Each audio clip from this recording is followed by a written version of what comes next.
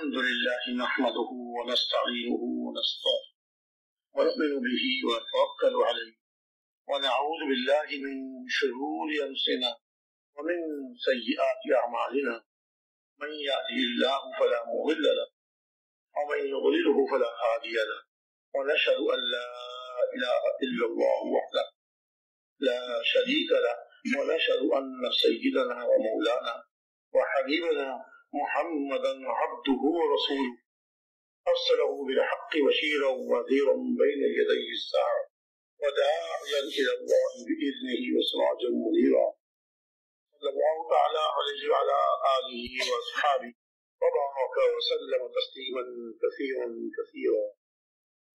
أما بعد فأعوذ بالله من الشيطان الرجيم بسم الله الرحمن الرحيم قل هذه سبيلي أدعو إلى الله على بصيرة أنا ومن اتبعني وسبحان الله وما أنا من المشركين. صدق الله العظيم. میرے محترم بھائیو، دوستوں اور بزرگوں، اللہ رب العزت نے ہمارے پیارے نبی صلی اللہ علیہ وسلم کو وہ سب کچھ دیا جو پہلے انبیاء علیہ السلام کو عطا فرمایا تھا، اور اس سے زیادہ عطا فرمایا جو پچھلے انبیاء علیہ السلام کو عطا فرمایا تھا وہ سب ہمارے پیارے نبی کو دیا اور اس سے زیادہ عطا فرمایا تھا۔ اگر حضرت سلیمان علیہ السلام جانوروں کی بولی سمجھ جاتے تھے تو ہمارے پیارے نبی صلی اللہ علیہ وسلم بھی جانوروں کی زبان سمجھ لیتے تھے۔ تبلیغی عوام آفیشل اگر حضرت سلیمان علیہ السلام کی تابع اللہ نے جنات کو کیا تھا تو ہمارے پیارے نبی صلی اللہ علیہ وسلم بھی کئی دفعہ جنات کے پاس تشریف لے گئے اور ان کے جھگڑے، ان کے مخاصمات اور ان کے آپس کے بے جوڑیوں کو ان کے فیصلے کیا آپ نے وہاں تشریف لے گئے۔ یہی مطلب وہاں جگہ آتا ہے 6 دفعہ آپ تشریف لے گئے تو اللہ رب العزت نے آپ کو وہ سب کچھ دیا جو پچھلے انبیاء علیہ السلام کو اور اس سے زیادہ عطا فرمایا۔ ایک مرتبہ ہمارے پیارے نبی صلی اللہ علیہ وسلم بازار میں تشریف لے گئے، مدینہ منورہ کے بازار میں۔ وہاں ایک اونٹ کھڑا ہوا تھا، اس کا گھٹنا باندھ کر اس کا مالک بازار میں کچھ خرید و فروخت کے لیے چلے گئے۔ جو دوسرے جانور ہیں، گائے ہے، بھینس ہے، گھوڑا ہے، اس کے تو گلے میں رسی ڈال کر وہ رسی کسی کھوٹے سے باندھ دیتے ہیں یا کسی دیوار میں کوئی چیز ہوتی ہے اس سے باندھ دیتے ہیں، لیکن اونٹ کے لیے اس کا بایاں اگلا گھٹنا موڑ کر اس کو باندھ دیتے ہیں تو اونٹ بن جاتا ہے، 1-2 قدم اچھل کے چلا جاتا ہے، کہیں دور نہیں جاتا۔ تو وہ اونٹ وہاں بازار میں کھڑا ہوا تھا، ہمارے پیارے نبی صلی اللہ علیہ وسلم اس کے پاس سے گزرے تو وہ اونٹ آپ کو دیکھ کر اپنی زبان میں کچھ بولا۔ ہمارے پیارے نبی صلی اللہ علیہ وسلم نے اعلان فرمایا کہ اس کا مالک کون ہے، اس اونٹ کا مالک کون ہے؟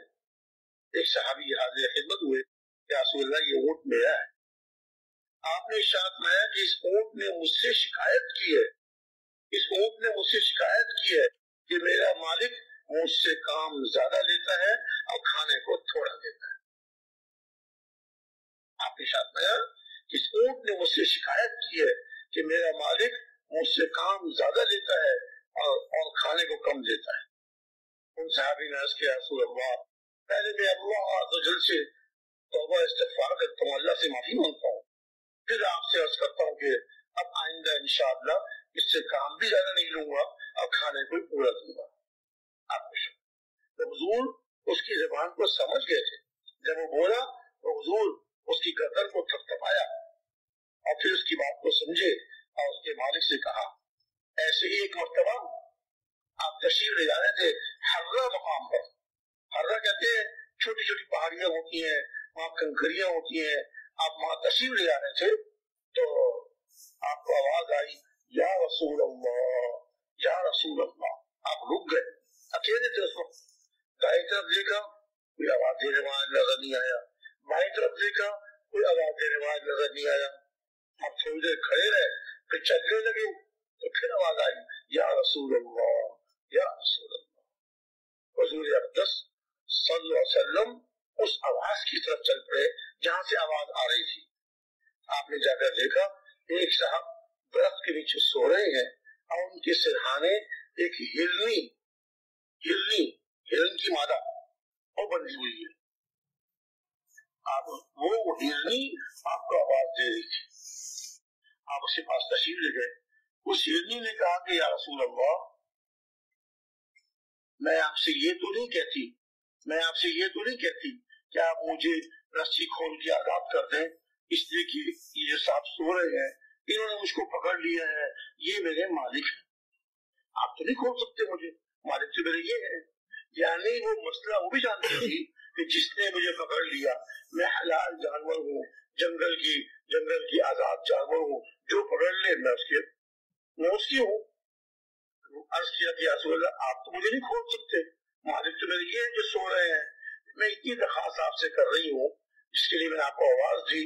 یہ سامنے پہاڑ میں غار ہے، اس میں میرے چھوٹے چھوٹے بچے ہیں، آپ مجھے تھوڑی دیر کے لیے کھول دیجیے، میں جاؤں غار میں اپنے بچوں کو دودھ پلا کے واپس آ جاؤں. میں غار میں جا کر اپنے چھوٹے چھوٹے بچوں کو دودھ پلا کے واپس آ جاؤں. آپ نے شاید میں ہوا بھائی ہوا، میں تجھے کھول دوں اور تو غار میں چلی جا، اپنے بچوں کو دیکھ کے ان کی محبت تجھ پہ غالب آ جائے اور تو واپس نہ آئے. اس نے کہا نہیں یا رسول اللہ ایسا نہیں ہوگا، میں وعدہ کرتی ہوں کہ بچوں کو دودھ پلا کے میں واپس آ جاؤں گی. اچھا میں عرض کرتی ہوں کہ اگر میں واپس نہ آئی تو کل قیامت کے دن اللہ تعالیٰ مجھ کو عشار والا عذاب دے. عشار والا عذاب کہ اللہ کے پیارے رسول صلی اللہ علیہ وسلم اپنے صحابہ میں سے کسی کو مقرر فرما دیا کرتے تھے. چونکہ اسلام نیا تھا، لوگوں کو مسئلے زکات کے عشر کے معلوم نہیں تھے، تو آپ مقرر فرما دیا کرتے تھے. وہ صحابی جاتے تھے، باغوں والوں کو ان کا عشر بتاتے تھے کہ تمہارا اتنے پھل اترا ہے، اس میں اتنی اس میں عشر آئے گا، اور جو ہے وہ اتنے واپس اونٹ ہیں ان میں اتنی زکات آئے گی، اتنی بکریاں ہیں اس میں اتنی زکات. جو عشر وصول کرنے والے، زکات وصول کرنے والے، ان کو عشار کہا کرتے تھے. عشر وصول کرنے والے. اور اب یہ عشار چونکہ صحابہ کو عام طور سے مسئلے معلوم نہیں تھے، تو عشار اگر کوئی ان کو تحفہ دیتا، آپ آئے ہیں ہمارے پاس لیجیے ایک بکری آپ کو تحفہ، ان کے لیے زکات تھوڑی بتاتے ہیں، اور جو تحفہ نہ دے ان پہ زکات زیادہ بتا دیتے. یہ خیانت تھی. صحابوں کو معلوم نہیں تھا کہ کیا صحیح بتا رہے ہیں، کم بتا رہے ہیں، زیادہ بتا رہے ہیں. جو تحفہ دے دے اس کو زکات کم بتائی، اور جس نے تحفہ نہیں دیا اس کو زکات زیادہ بتا دی. یہ خیانت تھی. فرمایا کہ جو عشار خیانت کرے کل اللہ تعالیٰ قیامت کے دن اس کو دردناک عذاب دے. یہ ساری بات ہندو کو معلوم تھی، جانوروں کو معلوم تھی. اس نے کہا رسول اللہ اگر میں اپنے جانوروں کو دودھ پلا کے واپس نہ آئی تو میں اللہ سے دعا کرتی ہوں کہ اللہ تعالیٰ میری اس وعدہ خلافی پر مجھ کو قیامت کے دن عشار والا عذاب دے. حضور نے جب یہ بات سنی اس کی رسی کھول دی. وہ ہرنی بھاگتی کراچے بھرتی پہاڑ کی طرف چلی گئی. حضور وہاں انصاف ماتے رہے. تھوڑی دیر کے بعد وہ ہرنی اپنے بچوں کو دودھ پلا کے واپس آ گئی. جو اس نے وعدہ کیا تھا وہ وعدہ پورا کر دیا.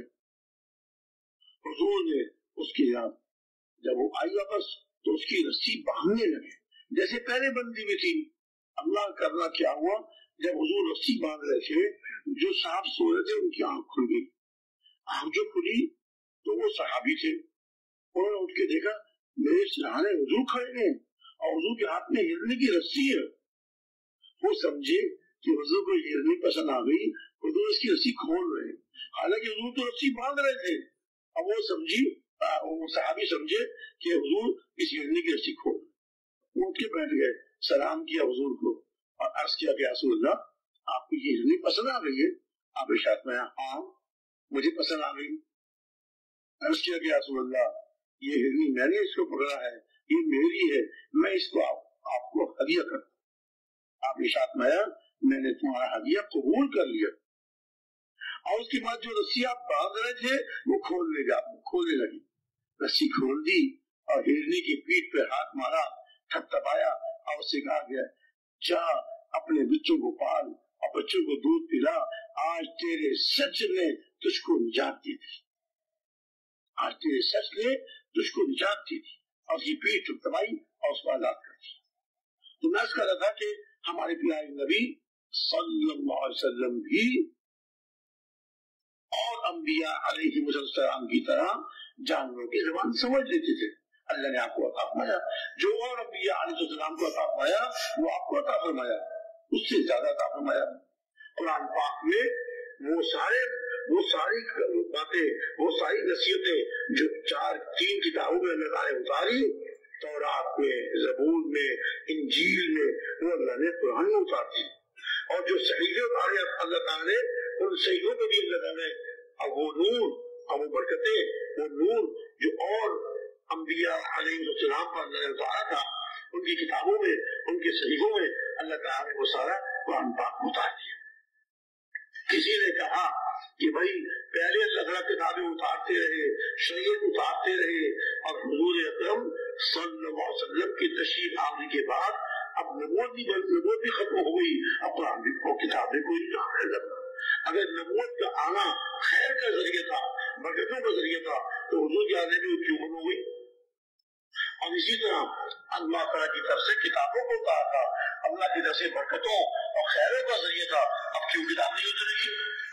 جواب دیا کہ دیکھیے بچہ چھوٹا ہوتا ہے تو اس کے کپڑے چھوٹے سلتے ہیں، جب ذرا بڑا ہو جاتا ہے تو اس کے کپڑے تھوڑے سے بڑے سلتے ہیں، اور بڑا ہوتا ہے تو اس کے کپڑے اور بڑے سلتے ہیں، اور جب وہ جوان ہو جاتا ہے تو اب اس کے کپڑے سلتے ہیں، وہ پھر بدلتے نہیں ہیں، اور وہ اس کی زندگی کے آخر تک وہی کپڑے رہتے ہیں اس کے۔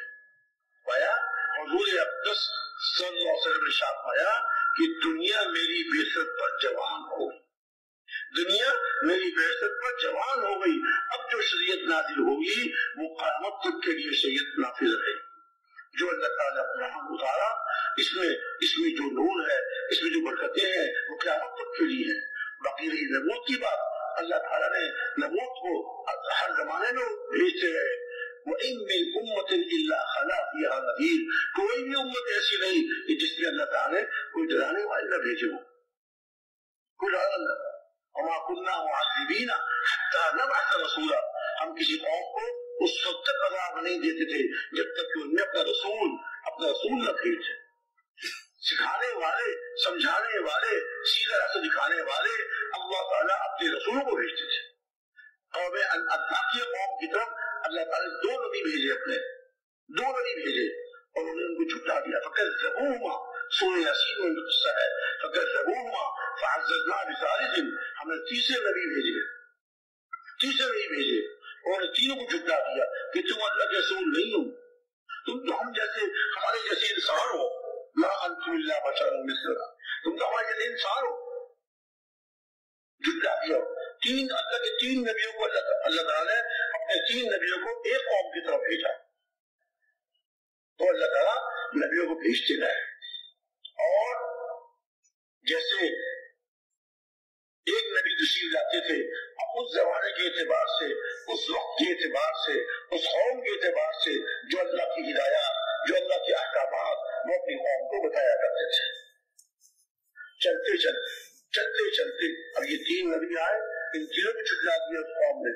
ایک آدمی جو ایمان والے تھے وہ شہر کے اس کنارے سے وَجَاءَ مِنْ أَقْصَى الْمَدِينَةِ رَجُلٌ يَسْعَىٰ قَالَ يَا قَوْمِ اتَّبِعُوا الْمُرْسَلِينَ اتبعوا من لا يسألكم اجرا وهم مهتدون، اے میری قوم ان رسولوں کی بات کو مان لو، ان کی اتباع کر لو، ان کی بات مان لو، دیکھو تو صحیح وہ تم سے اس کا کوئی بدلہ نہیں چاہتے، تم کو اچھی بات بتا رہے ہیں، تم کو سیدھا راستہ دکھا رہے ہیں، اور تم سے اسے کوئی بدلہ نہیں چاہتے۔ سارے انبیاء علیہ السلام کا یہ دعوت تھی، ما اسألکم علیہ اجرا ان اجری الا علی رب العالمین، میں تم سے اس کا کوئی بدلہ نہیں چاہتا، میرا بدلہ تو اللہ رب العالمین دے گا۔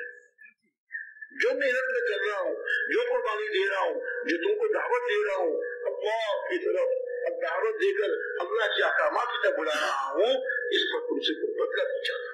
تو آنے والے ایمان والے مسلمان نے یہ کہا اپنی قوم سے، ان کی بات مان لو، ان کا اتباع کر لو، دیکھو تو صحیح یہ تم سے تو بدلہ بھی تو نہیں چاہتے، اور یہ ہدایت یافتہ ہے، خود ہدایت یافتہ ہے، سیدھے راستے میں چلنے والے ہیں، اور تم کو سیدھے راستہ دکھا رہے ہیں، ان کی بات مان۔ ان کی قوم نے بجائے اس کے کہ اپنے قوم کے اس فرد کی بات کو مانتے، انہوں نے ان کو شہید کر دیا۔ لیکن یہ دعوت دینے والے تھے، داعی تھے، یہ دعوت دینے والے تھے، ان کو شہید کر دیا۔ اللہ نے ان کا اکرام فرمایا، مرنے کے بعد اللہ تعالیٰ نے شہادت کا مرتبہ عطا فرمایا اور ان کا اکرام فرمایا، اور اللہ تعالیٰ نے ان کو اپنے مقبول بندوں میں شمار فرما دیا۔ اب یہ وہاں جب اللہ نے ان کا اکرام فرمایا، اب یہ کہنے لگے، وہاں بھی ان کے دل میں ہمدردی، جو داعی ہوتا ہے وہ اپنی قوم کے لیے اور جن کو دعوت دیتا ہے ان کے لیے دل میں ہمدردی ہوتی ہے، خیرخواہی ہوتی ہے۔ ہر نبی دل میں خیرخواہی لے کر، چاہے ان کی قوم ان کو برا بھلا کہے، چاہے ان کی قوم ان کو گالیاں دے اور نہ معلوم کیا ان سے کہے، لیکن وہ سب کوئی برداشت کرتے تھے اور ان کے دل میں ہمدردی اور خیرخواہی کم نہیں ہوتی تھی۔ اب یہ بھی حالانکہ نبی نہیں تھے، قوم کے فرد تھے، شہید کر دیا قوم نے، تو وہاں جا کر کہنے لگے، یا لیت قومی یعلمون بما غفر لی ربی وجعلنی من المکرمین، اے کاش میری قوم کو یہ بات پتہ چلی جاتی، میری قوم کو یہ بات پتہ چلی جاتی کہ اللہ تعالیٰ نے میری مغفرت فرما دی، اللہ تعالیٰ نے میری مغفرت فرما دی، مجھے بخش دیا اللہ تعالیٰ نے، اور مجھے اکرام والوں میں سے، معزز لوگوں میں سے اللہ نے مجھ کو بنا دیا۔ وہاں جا کر بھی اپنی قوم کی ہمدردی، میری بات میری قوم کو کون بچائے گا؟ اللہ رب العزت نے ان کی بات کو قرآن پاک میں اتارا، قیامت تک یہ پڑھا جائے گا ان کا واقعہ اور ان کی وہ تمنا قیامت تک بھی جائے گی۔ اللہ تعالیٰ کی آیات سورہ یاسین میں، جس کے بارے میں ہمارے پیارے نبی صلی اللہ علیہ وسلم نے ارشاد فرمایا کہ سورہ یاسین قرآن پاک کا دل ہے، ہر چیز کا دل ہوتا ہے، قرآن کا دل سورہ یاسین، اس میں اللہ نے ان کی واقعے کو بیان فرمایا۔ اور جو دعوت دینے والے اللہ کے مقبول، اللہ ان سے خوش، اللہ ان سے راضی۔ دیکھیے ہدہد، ایک چھوٹا سا پرندہ ہدہد، وہ غائب ہو گیا۔ حضرت سلیمان علیہ السلام نے کہا ہدہد کہاں ہے؟ ہدہد سنا یہ کہ ہدہد جو ہے وہ زمین میں چوچ مار کے اللہ نے اس میں یہ قوت دی ہے، پہچان لیا کرتا تھا کہ زمین میں کتنی گہرائی میں پانی ہے، تو سلیمان کو بتاتا تھا یہاں پانی قریب ہے، یہاں پانی دور ہے، تو اپنے لشکر کے لیے پانی کا انتظام فرمایا کرتے تھے۔ اب وہاں ایک جگہ پڑاؤ ڈالا اور ہدہد غائب ہے۔ ہدہد کہاں چلا گیا؟ بغیر اجازت چلا گیا، یہ تو کوئی مضبوط دلیل لے کر آئے ورنہ میں اس کو ذبح کر دوں گا۔ ہدہد آیا، اس نے کہا میں تو آپ کے پاس سے ایک ملکہ کی خبر لے کر آیا ہوں، ایک ملکہ ہے، وہ ایک ملک پر حکومت کرتی ہے اور وہ جو ہے اللہ کو نہیں جانتی، وہ سورج کی پوجا کرتی ہے۔ حضرت صاحب اچھا، اب یہ ہدہد اس ملکہ اور اس قوم کی ہمدردی اور خیرخواہی میں حضرت سلیمان علیہ السلام کو دعوت دینے کے لیے تیار کر رہا تھا۔ اللہ تعالیٰ کو اتنا پسند، اس کی بات اتنی پسند آئی کہ اللہ تعالیٰ نے اس کے سارے واقعے کو قرآن پاک میں سورہ نمل میں بیان فرمایا۔ قوم کی ہمدردی، خیرخواہی اور ان کو دعوت دینا یہ اللہ کو بہت پسند۔ اب حضرت سلیمان علیہ السلام نے کہا اچھا میں تم کو ایک خط لکھ کے دیتا ہوں، تم اس خط کو لے جاؤ۔ پھر اس کو ادب سکھایا، خط لے کے جانا اور اس ملکہ کے پاس اس کمرے میں جا کے یہ خط اس کے پاس ڈال دینا اور تم ایک طرف ہو کے بیٹھ جانا، اس کے سر پہ سوار نہ ہونا، ایک طرف ہو کے بیٹھ جانا اور دیکھنا وہ کیا کرتی ہے۔ اب یہ ہدہد نے جا کے خط ملکہ کے پاس جا کے ڈال دیا، ملکہ کے پاس جا کے ڈال دیا اور خود روشن دان نے بیٹھ دیا اور دیکھنے لگا کہ ملکہ کیا کرتی ہے۔ ملکہ نے خط کھولا، خط کو پڑھا، اپنے وزیروں کو، مشیروں کو جمع کیا، ان کو بلایا کہ دیکھو میرے پاس ایک معزز خط آیا ہے،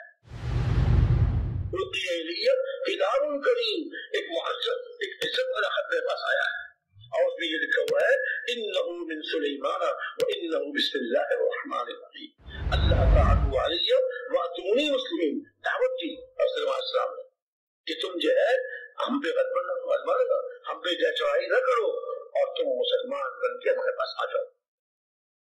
حضرت صاحب نے جب اسے مشورہ دیا تو اس کے جو تھے وزیر وزراء مشیر اور نے کہا ہم بڑی طاقت والے ہیں، ہمارے پاس بڑی طاقت ہے، ہم بڑے مضبوط لوگ ہیں، ہم لڑنے کے لیے تیار ہیں۔ ملکہ بڑی سمجھدار تھی، ملکہ بڑی سمجھدار تھی، اس نے کہا کہ نہیں نہیں نہیں، دیکھو جب لڑائی ہوتی ہے نا، لڑائی میں ظاہر ہے کہ ایک فاتح ہوتا ہے، ایک مفتو ہوتا ہے، تو جو مفتو ہوتا ہے اس کے عزت والوں کو ذلیل کر دیا جاتا ہے۔ یہ تو میں نہیں چاہتی کہ ہم ان سے لڑنا نہیں چاہتی، لیکن ایسا ہے میں کچھ حجیوں کو بھیجتی ہوں، میں دیکھتی ہوں کہ وہ جو ہے ہمارے ہدیے کے بعد ہمارے ہدیے سے خوش ہوتے ہیں، اگر اللہ کے نبی ہوں گے ہمارے ہدیے سے خوش نہیں ہوں گے۔ وہ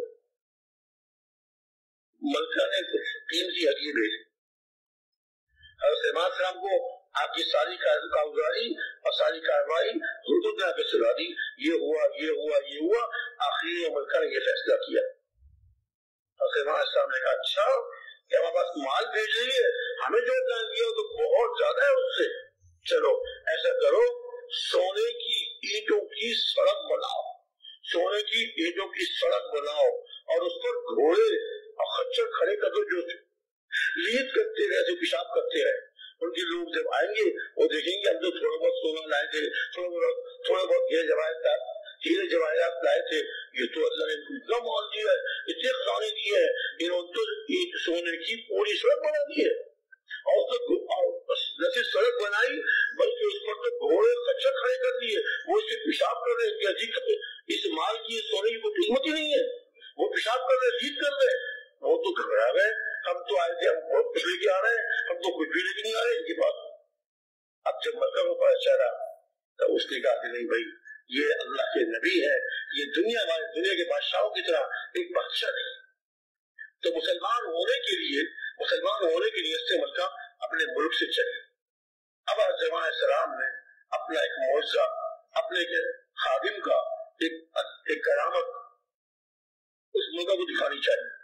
آپ نے ارشاد پایا بھائی ملکہ آ رہی ہے اپنے لاؤ لشکر کے ساتھ، اس کا تخت کون لے کر آئے گا؟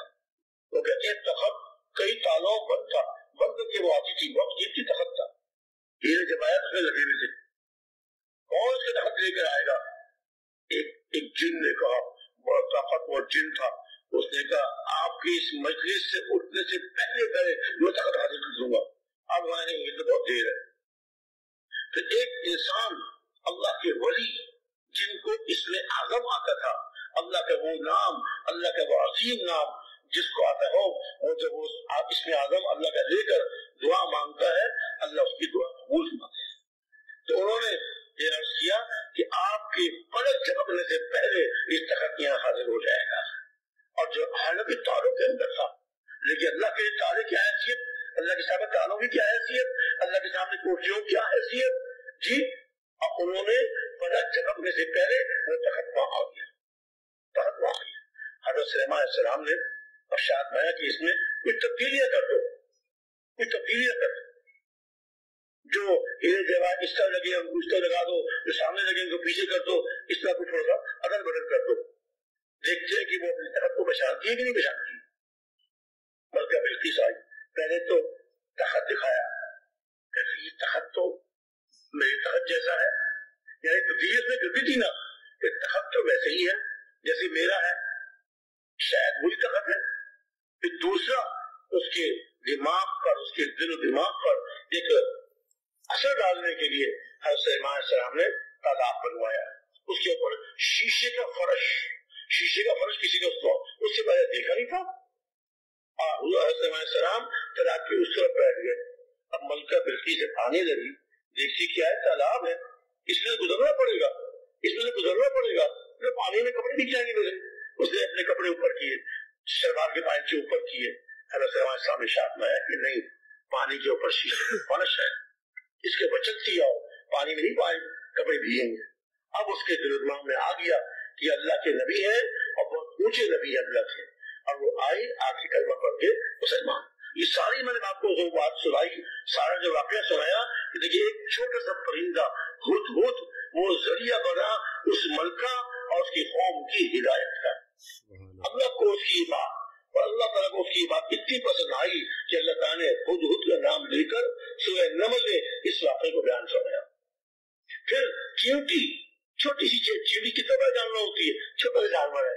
ایک چیونٹی نے کہا اے کشتیوں، اے چیونٹیوں، اے چیونٹیوں، اپنے اپنے بلوں میں گھس جاؤ، اپنے اپنے بلوں میں گھس جاؤ. دیکھو حضرت سلیمان السلام کا لشکر آ رہا ہے، وہ تم کو کچل دیں گے اور ان کو پتہ بھی نہیں ہوگا. تم سب اپنے بلوں میں گھس جاؤ. ایک اپنی قوم کی ہمدردی کی اللہ کو اتنی پسند آئی، اللہ تعالیٰ کو اتنی پسند آئی، اللہ تعالیٰ نے اس کی بات کو سورت میں اتارا اور سورت کا نام بھی سورہ نمل، چیونٹی والی سورت. اب میں کہہ رہا ہوں جو ساری انسانیت کی ہمدردی، خیر خواہی اور دعوت دیتا ہے اور ان کی ہدایت کی فکر کرتا ہے، اللہ رب العزت کو یہ لوگ بہت پسند آتے ہیں. اور اس امت کو اللہ تعالیٰ نے جو ساری امتوں کو فوقیت دی وہ اس وجہ سے کہ اللہ تعالیٰ نے ہمارے پیارے نبی صلی اللہ علیہ وسلم کو آخری نبی بنایا، آپ پر نبوت کو ختم فرما دیا. تو وہ جو دوسرا سوال تھا سوال کرنے والے کا، اگر نبوت میں خیر اور برکت تھی تو اب کیوں بنو گئی نبوت؟ اس کا جواب یہ دیا کہ چونکہ پہلے نبوت محدود ہوتی تھی، ایک قوم کے لیے نبی تشریف لاتے تھے، ایک علاقے کے لیے تشریف لاتے تھے، ایک خاندان کے لیے. اب اللہ رب العزت نے اس خیر کو عام فرما دیا. ہمارے پیارے نبی صلی اللہ علیہ وسلم کو مبعوث فرمایا، آپ کو نئی بنا کر بھیجا، اور ایک قوم کے لیے نہیں، ایک علاقے کے لیے نہیں، ایک خاندان کے لیے نہیں، آپ کو اللہ تعالیٰ نے ساری امت کے لیے، ساری انسانیت کے لیے قل یا ایھا الناس انی رسول اللہ الیکم جمیعا، آپ یہ کہہ دیجئے اپنے نبی سے، اپنے حبیب صلی اللہ علیہ وسلم سے ارشاد فرمایا، آپ یہ کہہ دیجئے اے لوگوں، اے دنیا بھر کے انسانوں، میں اللہ کا رسول ہوں، تم سب کی طرف بھیجا گیا، تم سب کی طرف بھیجا گیا. تو وہ نبوت جو پہلے ایک خاندان کے لیے محدود ہوتی تھی، ایک علاقے کے لیے محدود ہوتی تھی، اب اللہ تعالیٰ نے اس نبوت کو عام فرما دیا، ساری دنیا کے انسان. اب وہ نبی تشریف لائے، عالمی نبی، پورے عالم کی طرف کو بھیجا گیا. لیکن نبوت آپ کو عمر شریف ملی صرف 23 سال کی. نبوت کے دعوت جانے کے بعد جو آپ کی عمر شریف تھی وہ 23 سال کی. 40 سال کی عمر میں آپ کو نبوت عطا فرمائی گئی اور 63 سال کی عمر میں دنیا سے پردہ فرما لیا.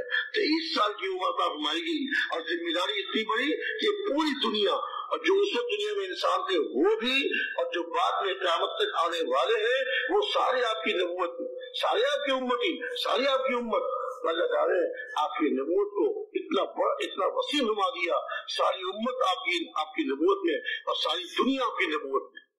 اللہ تعالیٰ نے اس کو اتنا عام فرمایا کہ آپ کی نیابت میں اللہ رب العزت نے آپ کی امت کو آپ کے ساتھ شریک کر.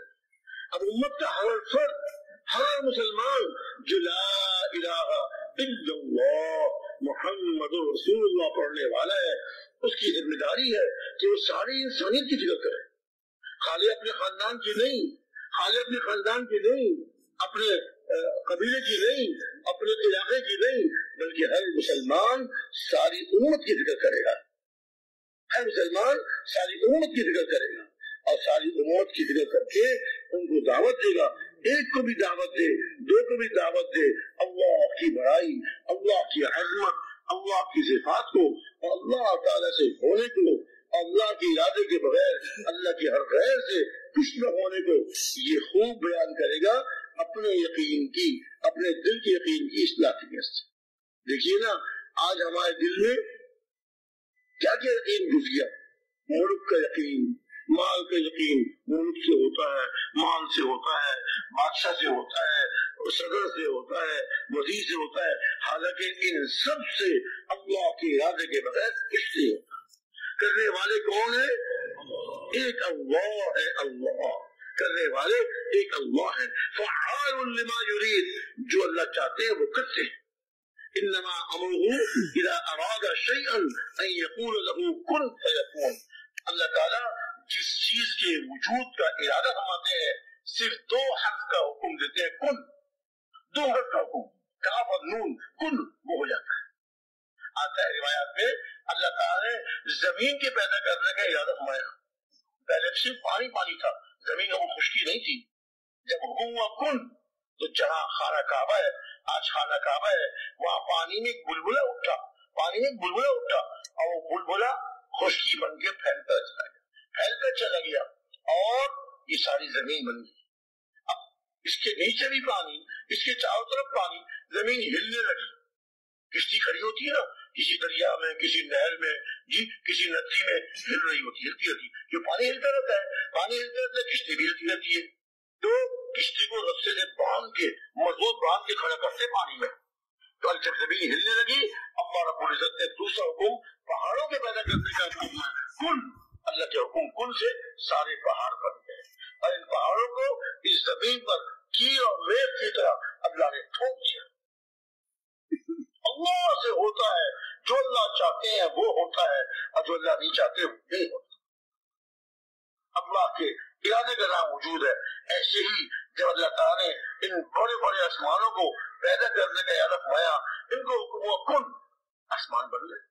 جیسے زمین اللہ کے دو حرفی حکم کن سے بن گئی، اور جیسے پہاڑ یہ اونچے اور بڑے بڑے پہاڑ، مضبوط پہاڑ اللہ کے دو حرفی حکم کن سے بن گئے، ایسے یہ بڑے بڑے آسمان بغیر ستون کے، بغیر کسی سہارے کے، بغیر کسی دیوار کے، اللہ رب العزت کے حکم سے یہ آسمان بن بھی گئے اور کھڑے ہوئے ہیں اللہ کے حکم سے۔ جب تک اللہ چاہیں گے یہ آسمان کھڑے ہوئے ہیں، اور جب اللہ چاہیں گے قیامت کا دن آئے گا، حضرت اسرافیل علیہ السلام کو سور پھونکنے کا حکم ہوگا، وہ سور پھونکیں گے، یہ آسمان ٹوٹ کے ٹکڑے ٹکڑے ہو کے زمین پہ گر جائے گا۔ پہاڑ ٹوٹ کر ٹکڑے ٹکڑے ہو کر اس کی چٹانیں ایسی اڑ رہی ہوں گی جیسے جب روئی کا دھلنے والا روئی دھلتا ہے تو روئی کے ایک ٹکڑا وہاں اڑ کے چلا گیا، ایک وہاں اڑ کے چلا گیا، ایسے یہ پہاڑ، ان کی چٹانیں ایسی اڑ رہی ہیں۔ وَتَكُونُ الْجِبَالُ كَالْعِهْنِ الْمَنْفُوشِ، پہاڑوں کو اللہ توڑ دے، پہاڑوں کو توڑ دیں گے، اور یہ بڑے بڑے گہرے سمندر اس میں آگ لگا دی جائے، جو سمندر جو اس کا پانی آگ کو بجھانے کام آتا ہے، قیامت کے دن اللہ تعالیٰ اسی سمندر کے پانی میں آگ لگا۔ وَإِذَا الْبِحَارُ سُجِّرَتْ وَإِذَا الْبِحَارُ فُجِّرَتْ، سمندروں کو پھاڑ دیا جائے گا اور سمندروں میں آگ لگا دی جائے گی۔ میرے محترم بھائی دوستو بزرگو، سکہ اللہ کا چلتا ہے، جو اللہ چاہتے ہیں وہ ہوتا ہے۔ واللہ غالب علی امری ولکن اکثر الناس لا یعلمون، اللہ تعالیٰ اپنے فیصلے پر غالب ہے، جس طرح چاہتے ہیں، جو اللہ چاہتے ہیں وہ ہوتا ہے۔ لیکن لوگوں میں سے بہت سے لوگ اس کو جانتے نہیں، اس کا یقین نہیں رکھتے، ورنہ ہوتا سب کچھ ایک اللہ کے حکم سے، اللہ کے حکم سے، اللہ کے ارادے سے۔ تو میرے بھائی دوستو بزرگوں، اس کی ہمیں دعوت دینی ہے، لوگوں کو اس کی دعوت دینی ہے، اور ساری انسانیت کی نیت سے۔ ہم سوچیں گے بھائی میں تو دو کو دعوت دے رہا ہوں، اب ساری انسانیت کی میں کیسے نیت کروں؟ نہیں، ہم جب دعوت دیں گے اللہ کی بڑائی، اللہ کی عظمت، اللہ کی صفات کو ہم بیان کریں گے، اور اللہ تعالیٰ سے ہونے کو، اور اللہ کے ہر غیر سے، اللہ کے ارادے کے بغیر کچھ نہ ہونے کو بیان کریں گے۔ ہم نیت کریں گے ساری انسانیت کی، ساری امت کی، ساری انسانیت کی، بلکہ قیامت تک آنے والے سارے انسانوں کی ہدایت کی نیت کریں گے۔ اللہ رب العزت ہماری نیت کو قبول فرمائیں گے، ہماری دعوت کو قبول فرمائیں گے، اور اللہ تعالیٰ ساری انسانیت کی ہدایت کا فیصلہ فرمائیں گے۔ حضرت ابراہیم علیہ السلام کو اللہ نے حکم دیا، حضرت ابراہیم علیہ السلام کو اللہ نے حکم دیا خانہ کعبہ اللہ کا گھر بنائیں۔ حضرت ابراہیم علیہ السلام، ان کے صاحبزادے حضرت اسماعیل علیہ السلام، دونوں کو حکم ہوا، اب دونوں والد صاحب اور ان کے صاحبزادے دونوں لگے نبی، دونوں کو حکم ہوا، اب دونوں اللہ کا گھر بنایا۔ خانہ کعبہ کی تعمیر مکمل ہو گئی۔ جب خانہ کعبہ کی تعمیر مکمل ہو گئی، بیت اللہ بن گیا، اب اللہ رب العزت نے حضرت ابراہیم علیہ السلام کو حکم دیا، وَأَذِّن لِلنَّاسِ بِالْحَجِّ يَأْتُوكَ رِجَالًا وَعَلَى كُلِّ ضَامِرٍ يَأْتِينَ مِنْ كُلِّ فَجٍّ عَمِيقٍ، حکم دیا آپ اذان دیجیے، اعلان کیجیے، لوگوں کو میرے گھر کی طرف بلائیے۔ عرض کیا کہ اللہ میں تو بہت کمزور، میری آواز بھی تھوڑی، میری آواز کہاں تک پہنچے گی؟ ارشاد فرمایا اذان دینا ہمارے حکم پر، ہمارے حکم سے اعلان کرنا آپ کا کام ہے، آواز کو پہنچانا ہمارا کام ہے۔ چنانچہ حضرت ابراہیم علیہ السلام نے جب لوگوں کو، انسانوں کو اللہ کے گھر کی طرف بلایا، آؤ اللہ کے گھر کی طرف آؤ، اللہ کے گھر کی طرف حج کرو، اللہ کے گھر کی زیارت کرو، جب اعلان فرمایا اللہ تعالیٰ نے ان کی اذان کو، ان کی آواز کو اللہ تعالیٰ نے ساری دنیا بچا دیا. ساری دنیا کے بسنے والے انسانوں نے اس آواز کو سنا اور اس پر لبیک کہا. اور نہ صرف انسانوں میں، نہ صرف دنیا میں، اللہ رب العزت نے ان کی دعوت کو، ان کی اذان کو اللہ رب العزت نے عالم ارواح میں پہنچا دیا. جو انسان دنیا میں نہیں آئے، ابھی عالم ارواح میں ہے. اللہ تعالیٰ نے ایک عالم بنایا ہے جس میں سارے انسانوں کی روحوں کو چھوٹی چھوٹی شکل میں وہاں رکھا ہوا ہے. اب جس کا وقت آتا جاتا ہے اللہ تعالیٰ اس کو دنیا میں بھیجتے جاتے ہیں. تو اللہ تعالیٰ نے حضرت ابراہیم علیہ السلام کی آواز کو نہ صرف ساری دنیا میں پہنچایا بلکہ عالم ارواح میں پہنچا دیا. اور وہاں روحوں نے اس آواز کو سنا اور روحوں نے اس آواز پر لبیک کہا. حضرت شیخ رحمۃ اللہ علیہ نے رحمۃ اللہ علیہ نور اللہ مرقدہ، انہوں نے فضائل حج میں حدیث لکھی ہے اور اس کے بعد ارشاد فرمایا عالم ارواح ہے جس نے ایک دفعہ لبیک کہا وہ ایک دفعہ حج کرے گا، جس نے 2 دفعہ کہا وہ 2 دفعہ کرے گا، اور جس نے دم لبیک کہا وہ دم حج کرے گا. بار بار حج کے لیے جائے گا، ہر سال حج کے لیے جائے گا. یہ اللہ رب العزت نے حضرت ابراہیم علیہ السلام کی آواز کو ساری دنیا میں پہنچا دیا بلکہ عالم ارواح میں پہنچا دیا. ایسی جب ہم نیت کریں گے دعوت دیں گے، سارے عالم کی نیت کر کے دعوت دیں گے اور سارے انسانوں کی نیت کر کے، بلکہ جو روحیں اب تک دنیا میں نہیں آئیں ان کی بھی نیت کریں گے. اللہ رب العزت ہماری دعوت کے اثر کو ساری دنیا پہنچائیں گے اور عالم ارواح میں پہنچائیں گے، اور روحیں آنے کے لیے تیار ہوں گی اللہ کے راستے میں، اللہ کی دعوت دینے کے لیے. اللہ تعالیٰ ان کو قبول فرمائیں گے. ہمارا کام محنت کرنا، دن میں خوب محنت کرے، ایک فرد پر گھر پہ جا کر اور فرد پہ محنت کرے. ہمارا کام محنت کرنا ہے. محنت کرے اور رو کے اللہ سے دعائیں مانگے. دن میں خوب محنت کرے اور راتوں کو اٹھ کے تہجد میں رو کے بلا کر اللہ سے دعائیں مانگے. کریں گے بھائی انشاءاللہ. دن میں محنت کرنی ہے ساری امت کی نیت سے اور ساری انسانیت کی نیت سے دعوت دیں گے جی، اور راتوں کو تہجد میں اٹھ کر اللہ سے رو کے ساری امت کی ہدایت مانگیں گے، ساری انسانیت کی ہدایت مانگیں گے. سب اس کے لیے تیار ہیں انشاءاللہ. لیکن یہ بتائیے یہ محنت کے لیے آپ حضرات تیار ہیں تو کیا یہ محنت 1 چلہ کریں گے 3 چلے کریں گے؟ ساری زندگی. ہاں جی، ہاں یہ بھائی کی آواز آئی ہمارے آخری عمر تک بالکل ٹھیک فرمایا انہوں نے. ہم اس محنت کو کریں گے ساری زندگی، موت تک. کب تک بھائی؟ موت تک. جیسے ہمارے بڑے حضرت مولانا محمد مصطفیٰ پالنپوری رحمۃ اللہ علیہ فرمایا کرتے تھے کرتے کرتے مرنا ہے اور مرتے مرتے کرنا ہے. اس کو ساری زندگی کرتے ہیں حتیٰ کہ ہماری موت بھی دعوت دیتے دیتے موت ہے ہماری. مایا تموتون کما تحیون وتحشرون کما تموتون، جیسے تم دنیا میں زندگی گزارو گے اس حال پر تمہاری موت آئے. تبلیغی عوام جس حال میں زندگی گزارو گے اس حال پہ موت آئے گی، اور جس حال پہ موت آئے گی کل قیامت کے دن اسی حال پہ اٹھائے جاؤ گے. تموتون کما تحیون وتحشرون کما تموتون. موت آئے گی اس حال پہ جس حال میں زندگی گزاری ہوگی. اگر اللہ نہ کرے، خدا نہ کرے، دنیا ہی کی فکر میں ساری زندگی لگا دی، مال کمانے میں اور مال کی جمع کرنے میں اپنی زندگی تباہ کر دی، تو اللہ حفاظت فرمائے کچھ نہیں کہا جا سکتا. اللہ رحم فرما دے. اللہ کے فضل، اللہ کا رحم ہر وقت ہے. اللہ کی رحمت وسیع ہے. وہ رحمتی وسعت کل شیء، وہ الگ چیز ہے، ورنہ خطرے کی بات ہے. اور جس نے اپنی زندگی دعوت میں، انسانیت کی ہدایت کی فکر میں، ہر وقت انسانیت کی ہدایت کی فکر میں، اسی فکر میں گھلتا رہا اور اسی غم میں اس کا دل جو ہے وہ ہر وقت غمگین رہتا تھا، اللہ رب العزت اس کو موت بھی اسی حال میں دیں گے. اگر قیامت کے دن بھی ان حضرات کے ساتھ صحابہ کرام رضی اللہ عنہم اجمعین کے ساتھ ہمارے پیارے نبی صلی اللہ علیہ وسلم جو اپنے امت کے لیے ہر وقت فکر مند رہتے تھے، كان رسول الله صلى الله عليه وسلم دائم الفكرة وكبير الأحزان وفي رواية أخرى متواصل الأحزان. کہ ہمارے پیارے نبی صلی اللہ علیہ وسلم ہمیشہ فکر مند رہتے تھے اور آپ کے غم بڑے لمبے لمبے تھے، اور دوسری روایت کے اعتبار سے آپ کے غم پیدل پہ تھے. آپ کو کیا غم تھا، کیا فکر تھی جس کی اس غم میں آپ بھولے جا رہے تھے؟ وہ امت،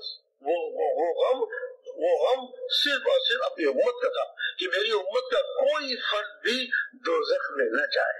میری امت کا ہر فرد